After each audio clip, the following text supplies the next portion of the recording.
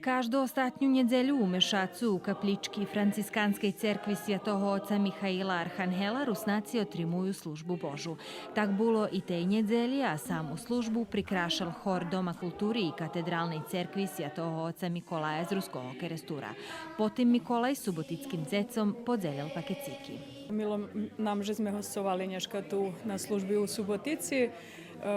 Už nam od davna žadanje, že by sme prišli u takim vekšim sostavu, to je kompletni hor, takže milo nam baš to za kračun. Baš sam šešljivi, že sme vytvorili jednu atmosferu cerkvi, jaka bi trebala biti, može biti, da še radujeme, da še sme šešljivi, sme še stretni i думам, že všetci, co pošli otalj, odniesli troška do svojih domov, co ih bude trimac jedan dlhši čas. Potem u cerkvi otrimani 29. tradicijni kračunski koncert, na ktorim nastupil i hor Franjevatske cerkvi Svjata Cecilija z Subotici, Suboticki tamburovi orkester i hor Doma kulturi i katedralni hor Svjatoho Mikolaja z Ruskog Kerestura, kotri odšpival 4 koljadi.